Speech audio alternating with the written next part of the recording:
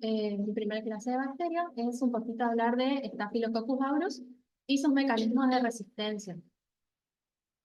Bueno, primero eh,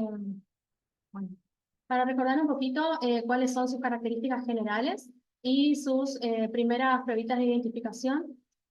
Primero, recordar que son cocos gram positivos que se los observa en la correlación gram como cocos en acúmulo o en racimos de uva, también se lo conoce. Eh, y bueno, de las características, sus primeras pruebas de identificación son una pruebita rápida que se puede observar en el momento, son catalasas positivas, eh, es decir, esa es como uno de sus mecanismos de defensa, eh, bueno, sí, ya que y realizan sobre el hidróxido, ay, no sé qué el peróxido de hidrógeno, dando el oxígeno y agua. Entonces se puede observar, se realiza sobre un portaobjeto y se puede observar esta formación de burbujas. También otras pruebas que se pueden hacer es la coagulasa, ya que son coagulasas positivas, se puede ver en esta imagen, que bueno, que saqué de un libro, y esta es una imagen de nuestro laboratorio del día de hoy, de una prueba que nos dio esta coagulasa positiva buscando este Staphylococcus aureus, como también otra de las pruebas que no mencioné acá arriba, pero en esta imagen también son DNasa positivas, deshidrolizan el ADN, entonces se puede observar como un halo transparente alrededor de la colonia, otra vez esto sería positivo, este caso sería negativo, y en una de las pruebitas, acompañando a la coagulasa en la misma muestra, podemos ver que esta es positiva y que esta es negativa, no sé si logran ver el halo transparente alrededor de la colonia. También uno de sus medios selectivos para Staphylococcus aureus es el mannitol salado, ya que pueden crecer en presencia de sal y fermentan el mannitol, entonces se puede observar esta vira en el medio a un color amarillo, como se puede observar aquí. Entonces también esta es una prueba identificatoria de Staphylococcus aureus. Y bueno, en el agar sangre, por ejemplo, en este caso se las puede observar como colonias de medianas a grandes, cremosas de color amarillo, bueno, lisas. Y bueno, su ambiente habitual por lo general es la piel y las mucosas. Eh, por lo general, comúnmente las infecciones que produce son, como les dije, a nivel de piel, o sea, cutáneas, pero también como cada vez aumentan más los mecanismos de resistencia de estas bacterias, pueden permanecer y pueden empezar a invadir otros órganos. También, con respecto a sus mecanismos de resistencia, a los antibióticos son resistentes a la penicilina porque son productoras de beta-lactamasa que lo que van a hacer es destruir los anillos beta-lactámicos. eh, entonces, no pueden actuar estos antibióticos sobre las bacterias. También son meticilina resistentes, ya que el gen MECA produce los cambios mutacionales en las PDP, generando nuevas PDP como la PDP2A. Entonces, esto hace que este antibiótico no pueda actuar sobre estas bacterias y se las pueden ver como colonias de color malva, como podemos observar acá, justamente en el medio MARSA, como el tenemos en el laboratorio. Es uno de los mecanismos de resistencia más importantes hoy en día, asociadas también a las neumonías en los pacientes. También tenemos el gen A, que nos va a producir una alteración estructural a nivel de los precursores en la pared, impidiendo que su unión se una y pueda actuar disminuyendo la síntesis de su pared, la vancomicina. También generan alteraciones en la membrana externa, disminuyendo la capacidad de unión de las quinolonas, como la cipro, por ejemplo, y también a través de la activación de la bomba expulsiva, haciendo que justamente expulse estos antibióticos antes de que puedan alcanzar su concentración suficiente para poder actuar sobre el ADN de estas bacterias. Y con respecto a los macrólidos, a través del flujo de un bombeo de salida, impidiendo que este pueda actuar sobre el sitio de acción. Este cuadrito me gustó porque nos muestra desde qué año tenemos estas resistencias de estos Staphylococcus aureus como por ejemplo de las más conocidas, las resistencias más conocidas, como por ejemplo la penicilina desde 1940, el MARSA desde 1961, y lo que es banco resistente desde finales del siglo XX. O sea, no es de ahora, digamos, y a través de que, como se sigan intercambiando ADN, digamos, a través de los genes de forma horizontal, continúan apareciendo nuevos mecanismos de resistencia o de supervivencia, como vamos a ver ahora, de estas bacterias como de otras. ¿Pueden volver un poquito a la... Ah, no se me haría. ¿Esa? Este es un poquito el mecanismo que ya había comentado en el anterior algunos, y bueno, me gustó porque una pequeña línea de tiempo en cuadritos. Está bien. Bueno, con respecto a los mecanismos de supervivencia o de patogenicidad, tenemos en su estructura, tenemos a nivel de la estructura, a nivel tenemos también enzimas y la producción de toxinas. En su estructura cuenta con un polisacárido capsular, un biofilm, una biopelícula, que justamente es importante porque se adhiere a la célula huésped y sobre todo más importante porque se adhiere a los dispositivos protésicos. Este biofilm tiene una serie de pasos de formación que, bueno, comienza justamente por la adherencia a la célula huésped y continúa con la colonización, maduración de este biofilm para terminar en la dispersión de este biofilm sobre estos dispositivos protésicos. ¿Cuál es la importancia de este biofilm? Que justamente le permite a la bacteria sobrevivir ante diferentes situaciones adversas que les va a provocar el mismo sistema inmune del huésped, como ser temperaturas extremas, limitaciones de nutrientes, ante la acción de diferentes antibióticos. Entonces, de ahí la importancia de este biofilm, que es una de las más importantes en la estructura de estos mecanismos de supervivencia.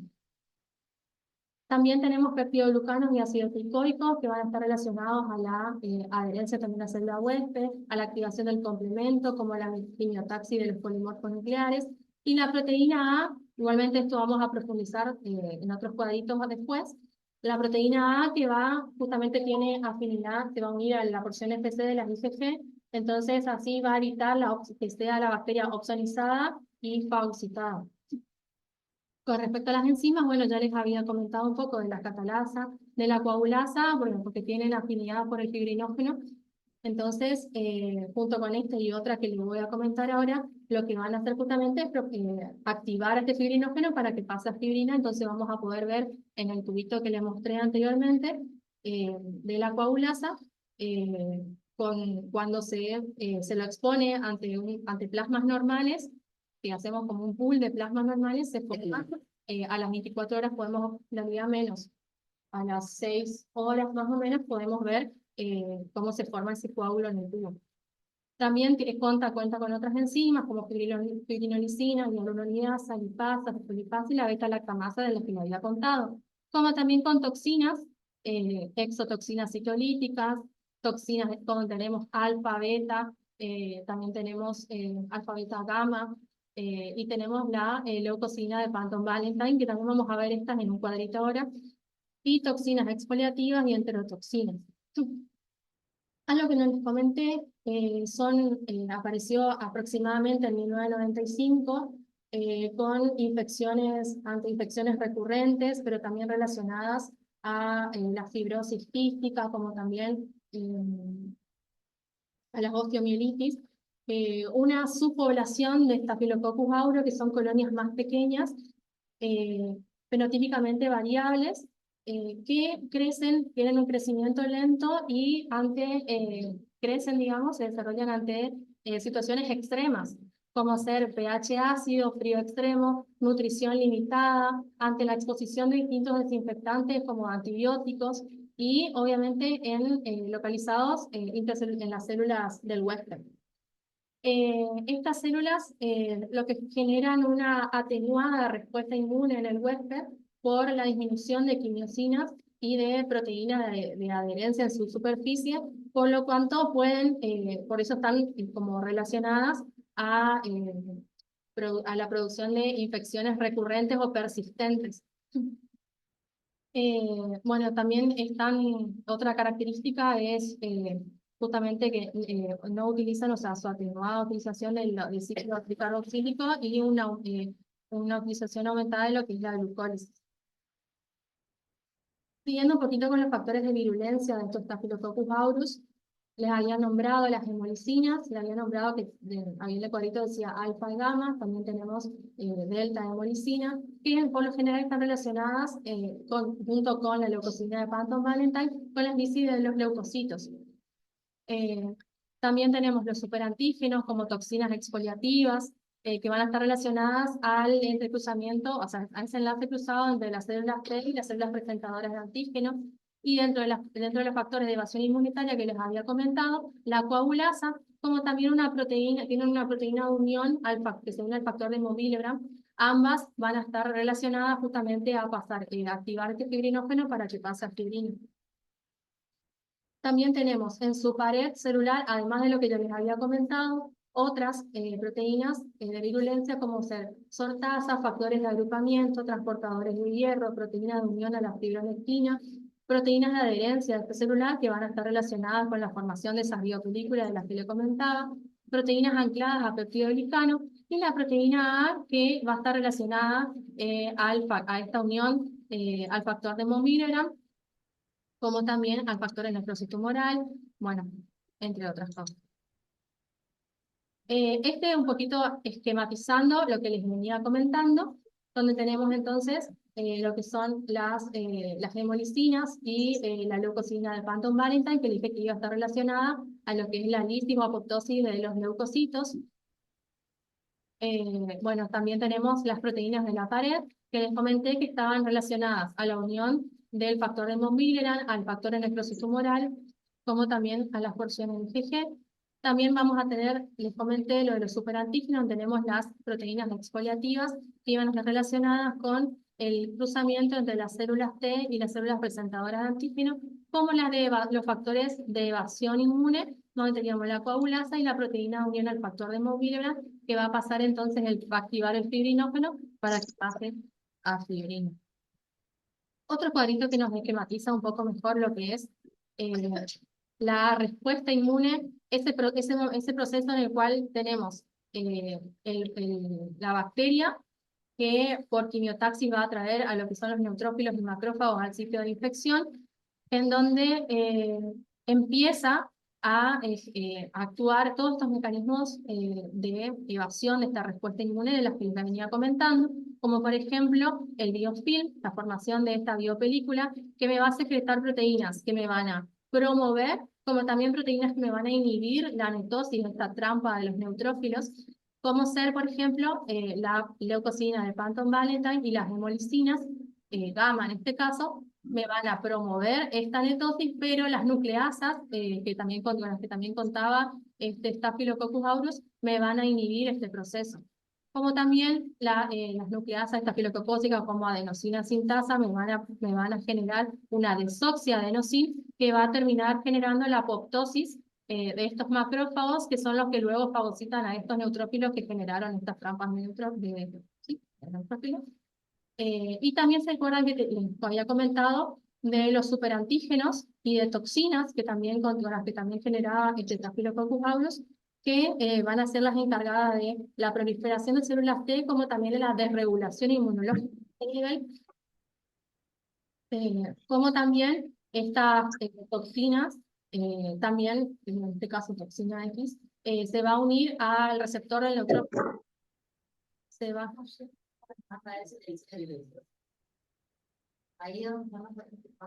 ahí. Ahí.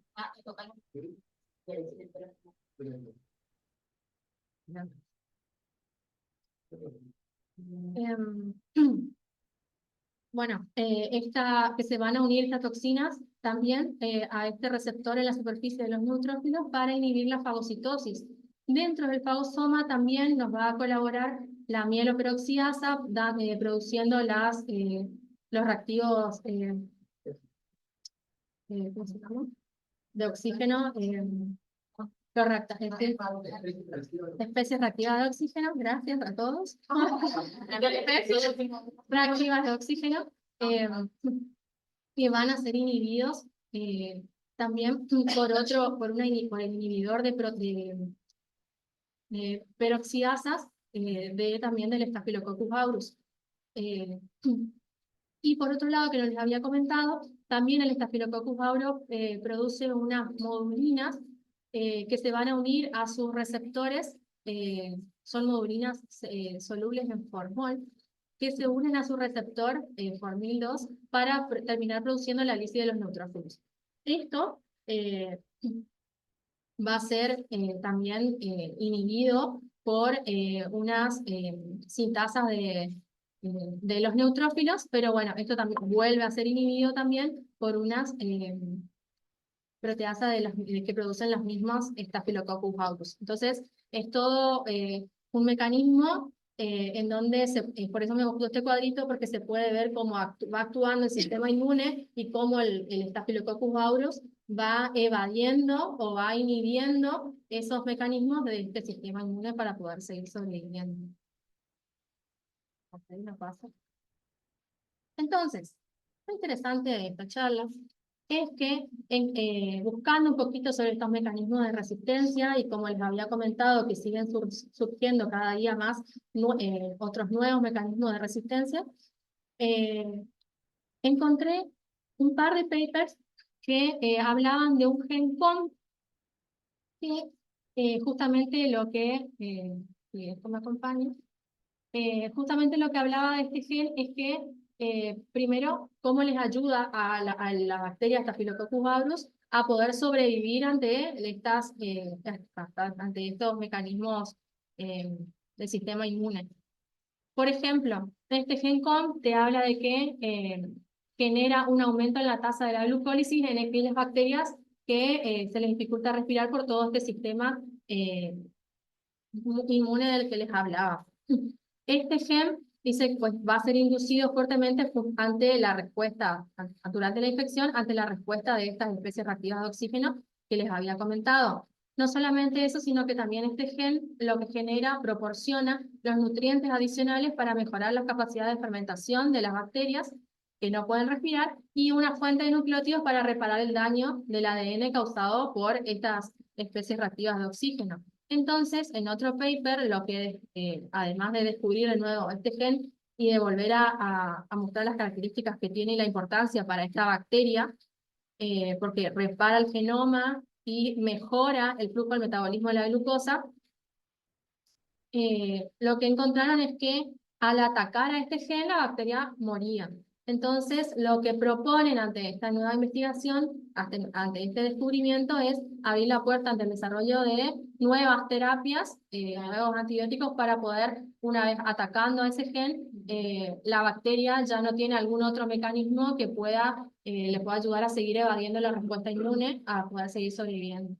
Entonces, eso me pareció interesante. Y bueno, obviamente seguirán surgiendo seguramente nuevos mecanismos de resistencia y de evasión, pero bueno, hasta acá como para seguir actualizándonos. Eso es todo.